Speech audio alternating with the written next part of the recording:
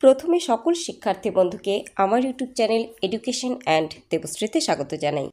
School ও কলেজের শিক্ষার্থী বন্ধুরা, তোমাদের গরমের ছুটি প্রসঙ্গে একটি বিরাট আপডেট উঠে এলো। হাতে গোনা মাত্র আর কয়েকটা দিন, তারপরেই দেশজুড়ে লোকসভা ভোট।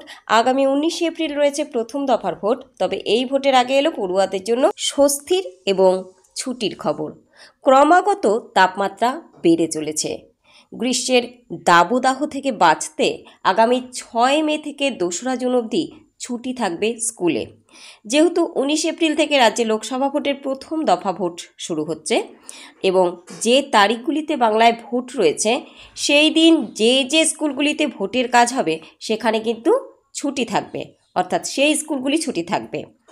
অর্থাৎ এপ্রিল, মে ও জুন মাসে বেশ কিছুদিন ছুটি পাবে পড়ুয়ারা।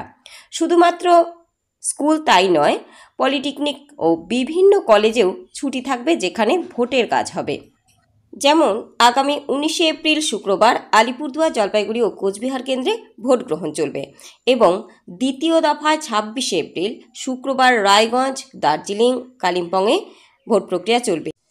তৃতীয় দফায় মালদহ, মুর্শিদাবাদ ও জঙ্গিপুরে 7ই মে মঙ্গলবার ভোট পর্ব সম্পন্ন হবে এবং চতুর্থ দফার দিন 13ই মে সোমবার বর্ধমান, দুর্গাপুর, বোলপুর, বীরভূম, কৃষ্ণনগর, রানাঘাট, আসানসোল ও বহরমপুরে ভোট পর্ব সম্পন্ন হবে।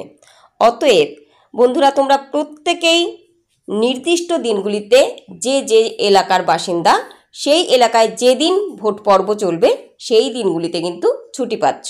স্কুলেই পড়ে থাকো আর কলেজেই পড়ে থাকো। কাজেই গরমের দিনের নির্দিষ্ট ছুটি বাদ দিয়েও তোমরা অতিরিক্ত অনেক ছুটি পাচ্ছ এই ভোট পর্বের জন্য।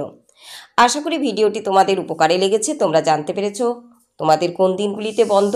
এবং যদি মনে হয় ভিডিওটি তোমাদের কাজে লেগেছে বন্ধুরা, একটি লাইক ও কমেন্ট করে দিও এবং শিক্ষামূলক অন্যান্য গুরুত্বপূর্ণ ভিডিওগুলি পেতে চ্যানেলটিকে সাবস্ক্রাইব করে সঙ্গে থাকতে পারো।